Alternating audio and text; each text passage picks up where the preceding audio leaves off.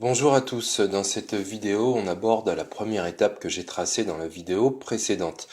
On se situe ici à la fin de la Première Guerre mondiale, commanditée par les anglo-saxons et leurs finances apatrides pour préserver leur empire en cassant les empires concurrents notamment.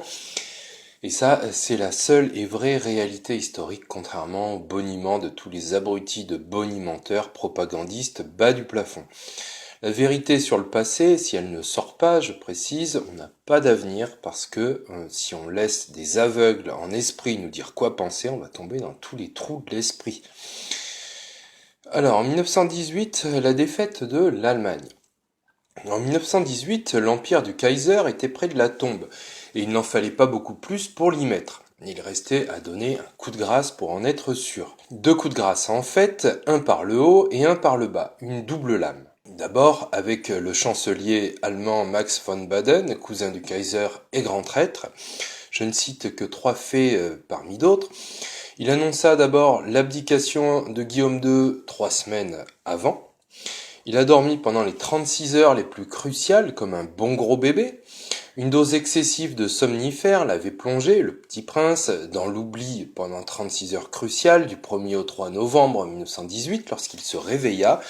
Il apparut que les alliés de l'Allemagne, la Turquie et l'Autriche-Hongrie, avaient déjà quitté la guerre et que les agitateurs bolcheviques avaient alimenté les troubles dans tout le pays. David Lloyd George, le premier ministre britannique dans ses mémoires de guerre de 1938. Le prince von Baden également, et enfin, avait promulgué un décret interdisant l'usage de la force pour réprimer le chaos grandissant en Allemagne.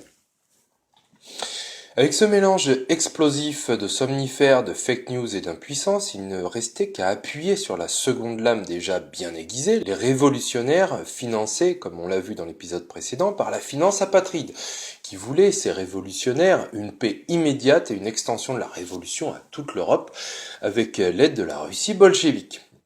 Et en bonus, pour avoir eux-mêmes aidé à dégager le Kaiser et à faire une reddition sans condition, ils avaient, les Allemands, en retour le traité de Versailles, qui ne leur faisait aucun cadeau, et c'est le moins qu'on puisse dire.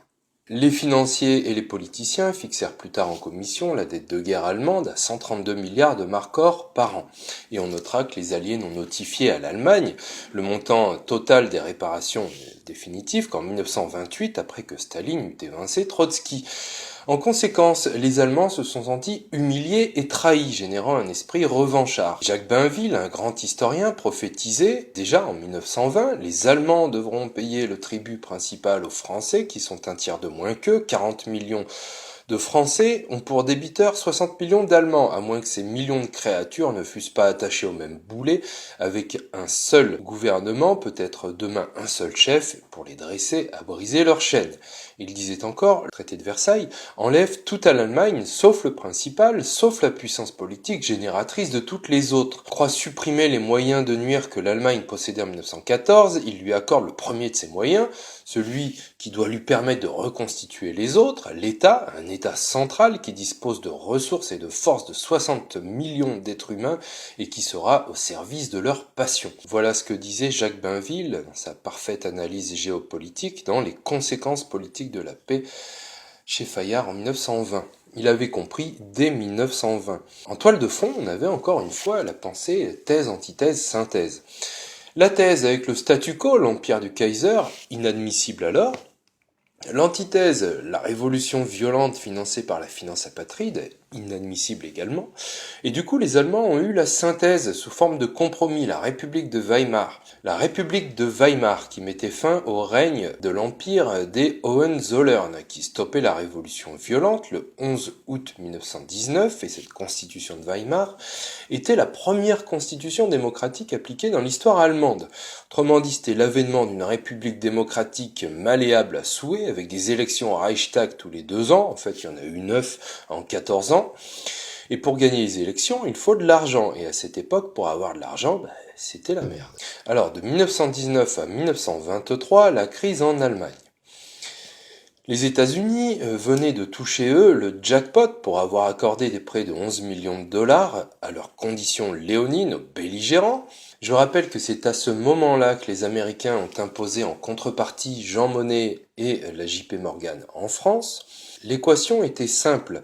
Les débiteurs des États-Unis, comme la France ou l'Angleterre, se sont retournés contre l'Allemagne pour l'obliger à payer les réparations, entraînant plusieurs conséquences largement prévisibles.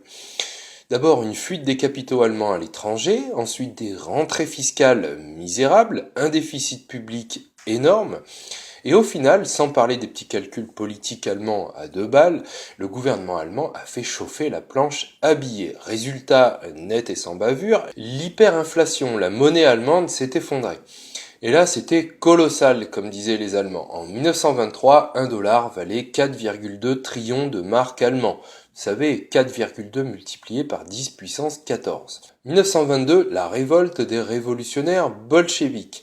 Parallèlement, du 10 avril au 19 mai 1922 se tenait la conférence internationale de Gênes. Pour les gouvernements occidentaux, c'était le moment de rafler la mise.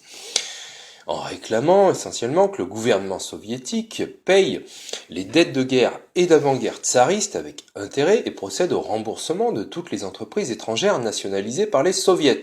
Et tout cela pour un total de 18 milliards de roubles d'or. Cette somme était largement impayable et tout le monde le savait. En termes de paiement annuel, cela revenait à payer 80% du budget de la Russie.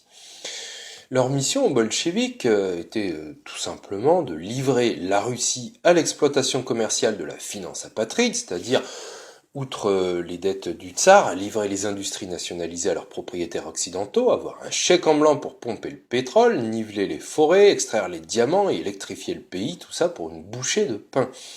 Et en retour, pour les bolcheviks, de gouverner aux yeux du monde la Russie et surtout d'exporter la révolution là où on leur dira.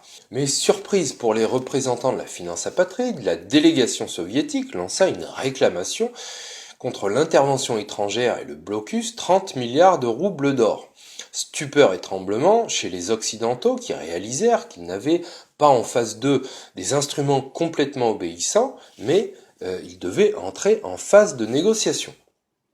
Au final, les bolcheviks reconnurent les dettes d'avant-guerre de la Russie et un droit de compensation pour les propriétaires lésés, mais ne reconnurent pas les dettes de guerre et les intérêts, notamment. En contrepartie, les délégations anglaises, françaises et italiennes devaient reconnaître officiellement leur gouvernement et leur fournir toute assistance financière utile. Pour enfoncer le clou, le 16 avril 1922, à Rapallo, la République soviétique et la République allemande signèrent un traité secret d'abandon mutuel des demandes de remboursement de toute nature qui ne fut divulgué que 2 jours plus tard. Et là, branle-bas de combat, l'Allemagne fut réprimandée par toute une flopée de pays, de la petite alliance et de la grande alliance, et les gouvernants allemands, Wirth et Rathenau, saisis de panique, supplièrent les soviétiques sans succès d'annuler ce traité.